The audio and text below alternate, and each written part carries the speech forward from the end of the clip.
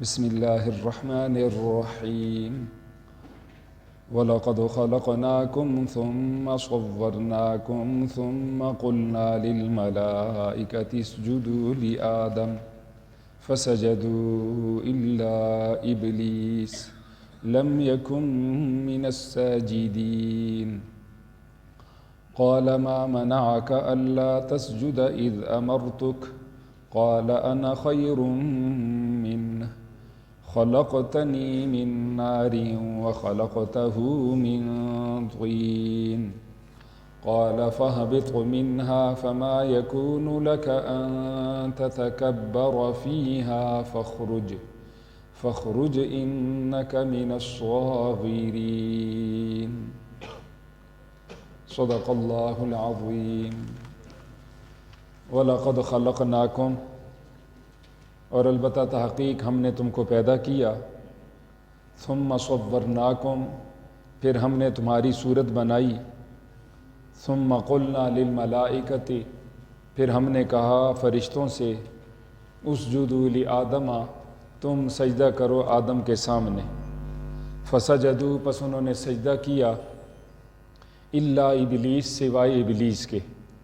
لم یکن وہ نہ ہوا من الساجدین سجدہ کرنے والوں میں سے قال اللہ نے فرمایا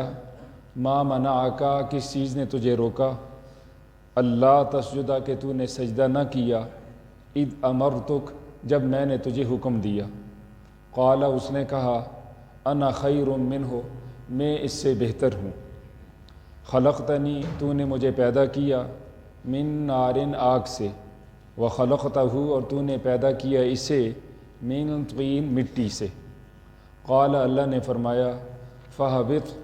پس تو اتر جا منہا یہاں سے فما یکون لک پس تیرے لیے مناسب نہیں تھا ان تتکبر کہ تو تکبر کرے فیہا یہاں فخرج پس تو نکل جا فإنک من الصاغرین پس تو ذلیلوں میں سے ہوگا۔ یہ آج کے درس کی چند آیات کریمہ ہیں۔ اس سے پہلے والی آیات کریمہ میں قرآن پاک کی فضیلت عظمت شان کا، حضور اکرم صلی اللہ علیہ وآلہ وسلم کی عظمت شان کا اور قیامت کے برحق ہونے کا اور قیامت کی گھاٹیوں میں سے ایک گھاٹی کے عملوں کو تولا جائے گا اس کو بیان کیا گیا۔ اور کل کے درس کی آخری آیت کریمہ میں اللہ تعالیٰ جل شانہ نے انسان پہ کیے جانے والے اس احسان کو بیان فرمایا کہ البتہ تحقیق ہم نے تم کو زمین میں ٹھکانہ دیا اور ہم نے تمہارے لیے یہاں گزران کے ذرائع بنائے، معیشت کے کمانے کے بہت سارے ذرائع بنائے، بہت کم جو تم شکر ادا کرتے۔ آج کی درس کی آیت کریمہ میں حضرت سیدنا آدم علیہ السلام کی تخلیق کا بیان ہے، ان کی عظمت شان کا اور شیطان کی شیطنت، اس کی شرارت اور اس کی ذلت و خواری کا بیان ہے۔ پہلی آیت کریمہ میں اللہ تعالیٰ جل شانہ کا ارشاد مبارک ہے وَلَقَدْ خَلَقْنَاكُمْ اور البتہ تحقیق ہم نے تم کو پیدا کیا ثم صورناکم غور کرو میرے احسانات کو کہ میں نے تمہاری شکل و صورت بنائی۔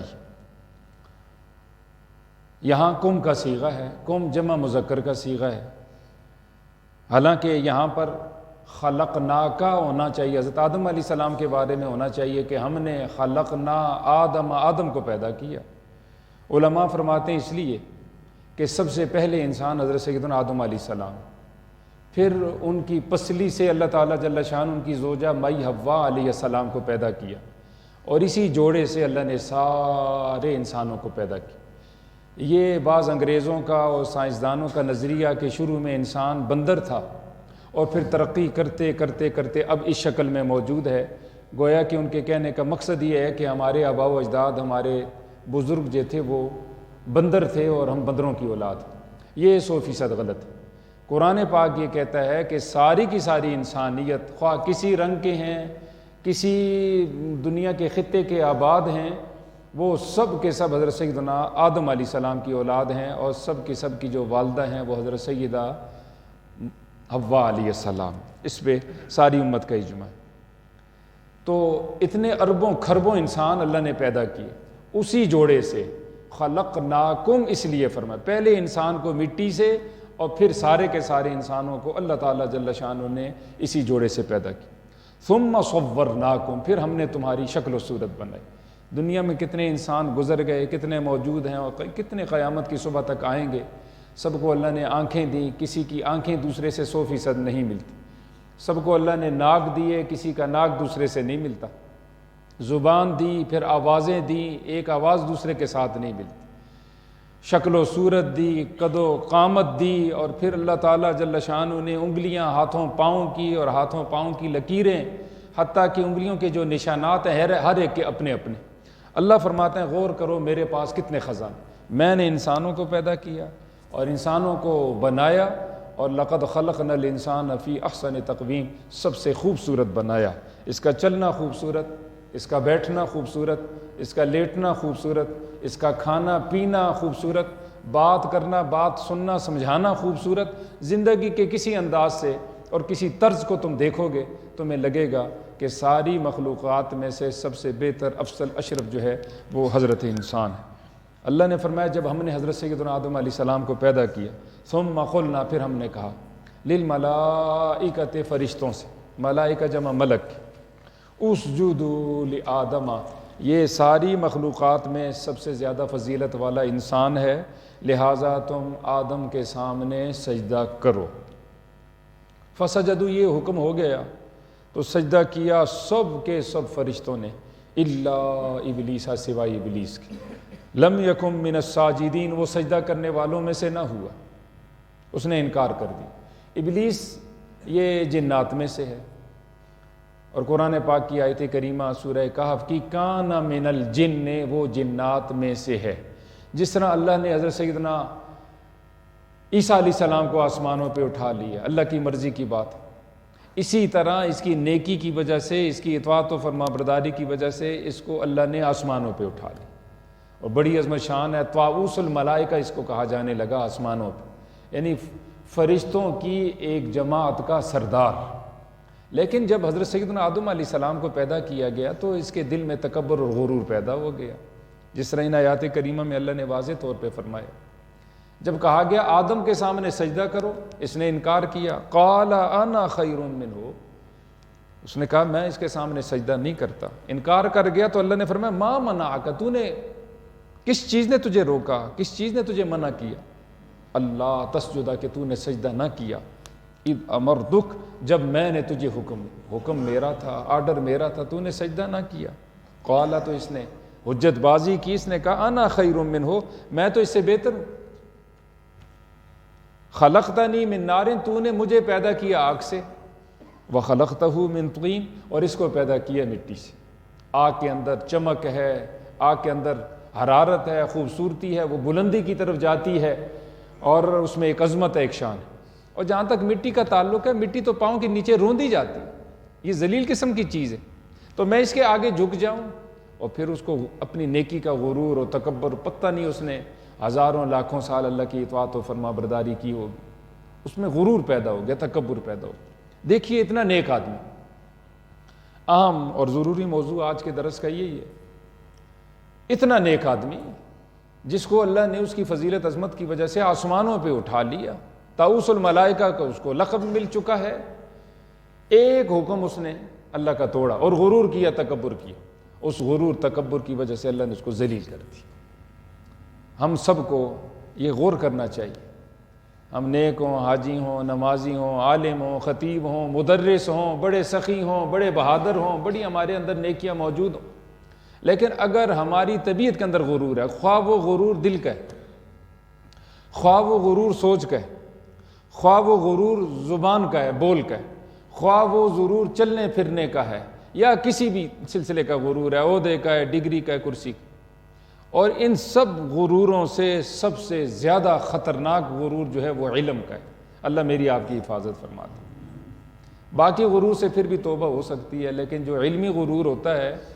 اس غرور سے توبہ شاید نہیں ہو سکتی، وہ بندہ اپنا حق سمجھتا ہے اور پھر وہ کرتے کرتے یہ بیماری لے کے دنیا سے چلا جاتا ہے۔ اس کو علم کا غرور تھا، عبادت کا غرور تو تھا ہی تھا، لیکن ساتھ اس کو علم کا غرور تھا، اور علم کے غرور کی وجہ سے یہ ذلیل ہو گیا، تباہ اور برباد ہو گیا۔ حضرت سیدنا عیسیٰ علیہ السلام تشریف لے جا رہے ہیں، ایک پہاڑ کے دامن میں پہنچے، ایک ڈاکو تھا، اس کو دعوت دی، وہ متاثر ہوا، حضرت کے نور نبوت کو پہچان گیا، وہ مسلمان ہو گیا اور وہ حواریین میں شامل ہو گیا، حضرت سیدنا عیسیٰ علیہ السلام کے ساتھیوں میں شامل ہو گیا۔ ایک پرانا جو حواری تھا اس میں غرور و تکبر پیدا ہو گیا صحابی میں۔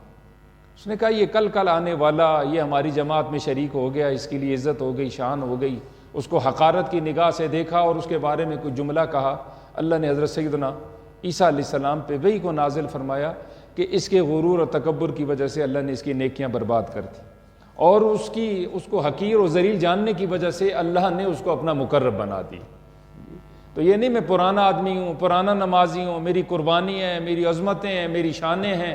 اور پھر باقی لوگ جو ہیں یہ نئے ہیں اور ان کی حیثیت نہیں، ان کی نیکیاں کم ہیں، ان کی عمر کم ہے، ان کا علم کم ہے، یہ وہ بہت سارے سلسلے ہوتے ہیں۔ اس سے اپنے آپ کو یقیناً بچانا چاہیے، بہت لازم ہے، انسان اس کی وجہ سے بہت ذلیل ہو جاتا ہے۔ حضرت سیدنا لقمان حکیم رحمۃ اللہ تعالیٰ علیہ رحمۃ واسعہ، انہوں نے جو نصیحتیں فرمائیں ان میں آخری نصیحتیں حضرت نے اپنے لخت جگر سے فرمایا کہ لا تصعر خدک للناس، لوگوں سے اپنے رخسار کو نہ پھیرا کر، اگر کوئی بات کرنا چاہ رہا ہے اس کی بات کو سن لیا کر، کوئی ملنا چاہ رہا ہے اس سے ملاقات کیا کر، کوئی وقت مانگ رہا ہے اور تیرے پاس وقت ہے تو اس کو وقت دے دیا کر۔ عام طور پر ہمارے ذہنوں کے اندر یہ ہوتا ہے یہ ہمارے معیار کا نہیں ہے، یہ کمی بیکار قسم کے لوگ ہیں اور حقیر قسم کے لوگ ہیں، ان کے ساتھ بات چیت کرنا، اٹھنا بیٹھنا، ان کے ساتھ الیک سلیک کرنا یا ان کی محفل میں آنا جانا یہ ہماری توہین ہے۔ حضرت فرما رہے ہیں نہ ایسا کبھی نہ کرنا، سب اللہ کی مخلوق ہے۔ لا تصعر خدک للناس ولا تمشی فی الارض مرحا، اور زمین میں کبھی بھی تکبر کرتے ہوئے نہ چلنا۔ دوسری جگہ اللہ فرمایا انک لن تخرق الارض ولن تبلغ الجبال طولا، نہ تیرے ایسا کرنے کی وجہ زمین پھٹے گی اور نہ تو پہاڑوں کی بلندیوں تک پہنچے گا، جو تو ہے سو ہے۔ اگلی بات فرمائی کہ اپنی آواز کو تو بلند نہ کر، ولا تجہر بالصلاۃ، اپنی آواز کو تو بلند نہ کر اور نہ اس کو بالکل پست رکھ، بلکہ درمیان تو چل۔ بعض کا غرور و تکبر کی وجہ سے انسان دوسرے کے ساتھ جو گفتگو کرتا ہے اور بات چیت کرتا ہے تو اپنی آواز کو اس سے اوپر رکھتا ہے، اور اس میں بھی تکبر و غرور کا عنصر ہوتا ہے۔ غرور تکبر نہ ہو تو صرف برا ہے، اور اگر غرور و تکبر بھی ہو، دوسرے کی حقارت ہو، تو کبیرہ گناہوں میں سے یہ تکبر کا گناہ ہے۔ تو پھر فرمایا ان انکر الاصوات لصوت الحمیر، بے شک آوازوں میں سے سب سے بری آواز جو ہے وہ گدھے کی آواز ہے۔ تو بہرحال عرض کرنے کا مقصد یہ ہے کہ اس گناہ سے ہم نے اپنے آپ کو بچانا ہے، یہ اتنا برا گناہ ہے۔ مسلم شریف کی پکی ٹھکی روایت ہے، حضور نے فرمایا لا يدخل الجنۃ من کان فی قلبہ مثقال حبۃ من خردل من کبر، او کما قال علیہ الصلوۃ والسلام، اگر رائی کے دانہ کے برابر بھی کسی آدمی کے دل میں تکبر ہے، غرور ہے، دوسروں کی حقارت کسی اعتبار سے، اپنے کو عمدہ سمجھتا ہے، خاندان کے اعتبار سے، علم کے اعتبار سے، مال و دولت کے اعتبار سے، نیکی کے اعتبار سے، کسی بھی اعتبار سے، رائی کا دانہ کیا ہے جی؟ وہ سب سے دنیا کی پیداوار میں سے سب سے کمزور ترین اور چھوٹی پیداوار ہے، معمولی سی، یعنی یہ اشارہ ہے معمولی سا بھی۔ تو حضور اکرم صلی اللہ علیہ وآلہ وسلم نے فرمایا یہ آدمی جو ہے جنت میں داخل نہیں ہوگا، اور قیامت والے دن کو چیونٹیوں کی شکل میں اٹھایا جائے گا، ہر طرف سے ان پر ذلت چھائی ہوئی ہوگی، اور ان کو ایک بولس جہنم کے گڑھوں میں سے ایک گڑھ ہے جہاں جہنمیوں کی خون، ناپاکیاں، گندگیاں، زہریلے مادے جمع ہوتے ہیں، ان کو وہ پانی پلایا جائے گا۔ اللہ میری آپ کی حفاظت فرما دے۔ اور اس کے مقابلے میں ترمذی شریف کی روایت ہے، حضور نے فرمایا من فارق روح من الجسد، جس آدمی کے جسم سے اس کی روح نکل گئی اس حال میں کہ اس میں 3 خوبیاں تھیں، بری من الکبر، تکبر نہیں تھا، نہ دل کا، نہ سوچ کا، نہ عمل کا، نہ بول کا، نہ کسی اور سلسلے کا، تکبر نہیں تھا ایک، بری من الخیانہ، اس میں خیانت بھی نہ تھی۔ تیسرے نمبر پہ حضور اکرم صلی اللہ علیہ وآلہ وسلم نے فرمایا اس آدمی کے اندر تکبر بھی نہیں، خیانت بھی نہیں، اور دوسرے کے حق کو ضائع کرنا اس طور پر کہ قرضہ لیا اور قرضے کو دبا لیا اور اسی حالت میں دنیا سے چلا گیا۔ بری من الدین، قرضے سے بھی بری تھا، اس کے سر پر کوئی قرضہ نہ تھا۔ حضور اکرم صلی اللہ علیہ وسلم نے فرمایا 3 خوبیاں اگر موجود ہیں، جسم سے روح نکلا ہے، دخل الجنہ، میں کہتا ہوں وہ یقیناً جنت میں داخل ہو۔ اللہ مجھے آپ کو بھی ایسا بنا دے۔ بہرحال شیطان نے غرور کیا، تکبر کیا، یہ بات پہلے بھی گزری ہے یہ سجدہ کیا تھا؟ تو سب امت کا اجماع ہے کہ یہ عبادت ہی سجدہ نہ تھا، عبادت کا سجدہ نہ تھا کہ تم سجدہ کرو کہ یہ عبادت کا سجدہ ہے، بلکہ یہ تعظیمی سجدہ تھا۔ عبادت کا سجدہ کسی بھی شریعت کے اندر اللہ کے غیر کے لیے جائز نہ تھا۔ عبادت کا سجدہ کس کا حق ہے جی؟ خالصتاً اللہ کا۔ اگر کوئی آدمی کسی چھوٹی بڑی چیز کے سامنے، انسان، جن، فرشتے، نبی، ولی کے سامنے عبادت کے طور پر جھک جائے، سجدہ کرے، تو وہ کافر ہو جائے گا۔ ساری امت کا اجماع ہے، اس میں کوئی اختلاف والی بات نہیں۔ عبادت کے لیے جھکے گا، سجدہ کرے گا تو کیا ہو جائے گا جی؟ کافر ہو جائے گا۔ جس طرح اللہ کی عبادت ہے، عبادت کر۔ دوسرا سجدہ ہے تعظیمی سجدہ، عبادت کی کوئی نیت نہیں، تعظیماً جس طرح سجدہ ہے بس وہ گر گئے۔ یہ پہلی شریعتوں میں جائز تھا، حضرت محمد مصطفیٰ احمد مجتبی صلی اللہ علیہ وآلہ وسلم کی شریعت کے اندر حرام ہے، ناجائز ہے، گناہ کبیر ہے۔ چنانچہ کسی مقام پہ کوئی زندہ ہے یا مردہ ہے، نبی ہو یا ولی ہو، کوئی اچھا انسان ہے یا برا ہے، چھوٹی چیز ہے یا بڑی چیز ہے، نظر آتی ہے نظر نہیں، اگر وہاں وہ تعظیمی سجدہ کرتا ہے تو یہ بھی گناہ کبیرہ ہے، حرام ہے۔ کافر تو نہیں ہوگا لیکن فاسق ہوگا، بدترین اللہ کی نافرمانی ہے کہ اس نے اللہ کے غیر کو سجدہ کیا۔ حضور نے فرمایا لو کنت آمر احدا ان یسجد لاحد لامرت النساء ان یسجدن لازواجہن، فرمایا میری شریعت میں غیر کے لیے سجدہ نہیں، اگر ہوتا تو میں عورتوں کو حکم دیتا کہ وہ اپنے خاوندوں کو سجدہ کریں۔ یہ مسئلہ خود بھی سیکھیں، اپنے احباب کو، دوست متعلقین کو سمجھا دیں، کیونکہ بعض نادان جو ہیں مرد اور عورتیں اس کا ارتکاب کر جاتے ہیں اور وہ گناہگار ہو جاتے ہیں۔ اللہ نے فرمایا اس غرور و تکبر کی وجہ سے، قال اللہ نے فرمایا فہبط، تو اتر جا، منہا جنت سے، فما یکون لک، تیرے لیے مناسب نہیں ہے، ان تتکبر، کہ تو تکبر کرتا، غرور کرتا، فیہا، جنت میں، فخرج، تو نکل جا،